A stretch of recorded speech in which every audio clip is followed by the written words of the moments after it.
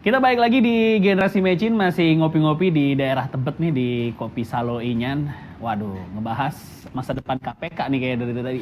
Ini boleh sambil dimakan loh nih hidangan-hidangannya. Bang Nasrul. Tapi beliau nggak boleh makan. Boleh, boleh. Bang Nasrul makan karena saya mau nanya ke Pak Erwin. Pak Erwin tadi sedikit dipertanyakan soal independensi pimpinan KPK nantinya. Supaya bisa jauh dari urusan politis. Karena dibawa ke Komisi 3. Gimana meyakinkan kami, ya, masyarakat lah, untuk menghindari kepentingan politik dalam pemilihan pimpinan KPK ke depannya ya? Jawabannya berat itu. Baik, kalau saya rasa selama ini KPK berjalan tidak ada pengaruh dari politik yang saya tahu, dan masyarakat juga bisa ngelihat kok dalam fit and proper test mau hadir di atas bisa-bisa saja melihat sejauh mana. Tapi yang penting independensi itu, orang bilang bahwa KPK adalah suatu lembaga independensi. Itu harus dilihat di mana independensinya. Tidak semuanya misalnya. Kalau memilih itu ya oke lah, berdasarkan fit and proper test dari 10 orang dipilih mana yang terbaik dari yang baik. Ya. Pilih yang paling baik dari yang baik. Nah, itu jangan berpersepsi bahwa ini ada kepentingan politik, tidak ada lah. Ya, karena semua situ ada partai. Nanti kalau kepentingan saya ini mana? Ya. Itu semua adalah hasil fit and proper test. Oke. Saya ingin menyinggung tentang independensi. Independensi itu misalnya tidak semuanya harusnya. Independensi itu hanya dalam penyidikan. Oke. Kalau dalam pencegahan, saya setuju sama anak muda ini. Sama dengan kepolisian, penyidik adalah orang yang independen. Kapolres tidak boleh campur, Kapolda tidak boleh campur. Di KPK independensi, tidak semua independen. Penyidikan oke. Pencegahan dia perlu koordinasi kok. Ya.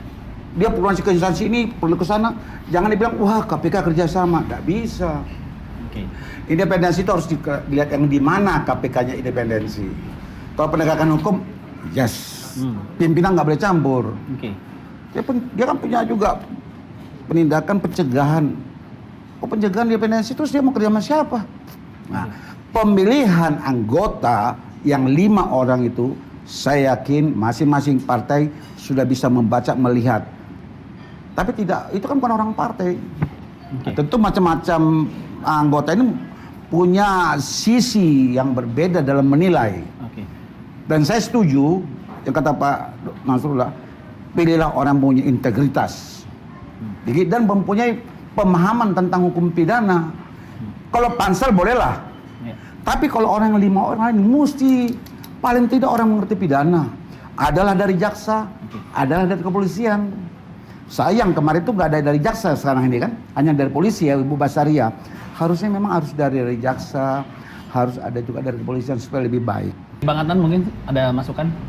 Kalau saya begini ya, kalau bicara soal korupsi yang dibayangkan oleh pansel ini, saya akan melihatnya sebagai persoalan yang lebih kompleks daripada hanya bicara soal hukum dan politik. Karena kalau kita lihat pada konsep dasarnya, korupsi itu kan kejahatan ekonomi. Kejahatan ekonomi yang kemudian mewujud dalam berbagai bentuk, termasuk salah satunya adalah korupsi. Evaluasi ICW terhadap kinerja penindakan yang dilakukan oleh KPK jelas bahwa pimpinan KPK itu tidak memandang korupsi itu sebagai kejahatan ekonomi. Kenapa? Karena fokus mereka itu masih sebatas menggunakan undang-undang tindak pidana korupsi saja. Nah, kalau perspektifnya adalah korupsi sebagai kejahatan ekonomi, berarti juga harus menggunakan TPPU. Karena follow the suspect itu sudah tidak efektif lagi. Hanya fokus pada mengejar pelaku, menjebloskan mereka ke penjara. Tapi asetnya ada di mana-mana. Padahal inti dan motif orang korupsi itu kan menikmati aset secara cepat. Nah, dari evaluasi kita tahun 2018 saja misalnya, KPK itu hanya pakai 6 TPPU untuk 6 perkara korupsi. Padahal dari sekian banyak yang ditangani oleh KPK 1 tahun itu sekitar 80 sampai 90 kasus. Perkara korupsi yang melibatkan orang-orang yang dikategorikan sebagai PEPs, public exposure person gitu ya, political exposure person. Artinya orang-orang yang secara politik itu punya potensi untuk melakukan abuse, ya, karena kekuasaan yang mereka miliki dan kecenderungan dari kejahatan korupsi yang selalu diikuti oleh kejahatan pencucian uang gitu.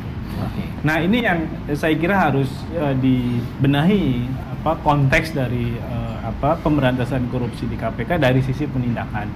Karena bagaimanapun kalau orangnya tetap menguasai aset, meskipun dia di penjara, dia bisa pakai asetnya untuk menyuap. Nah itu sudah kita temukan dalam berbagai kasus lah. Terakhir KPK sendiri OTT Kepala Lapas Sukamiskin. Ya. Itu kan karena pelaku-pelaku korupsinya masih punya uang. Masih untuk bisa menyuap, bisa liburan ke hotel. Kalau Tapi juga gini Mas, hati-hati Mas. Yang bisa follow the Follow the money. Follow the money, maaf ya.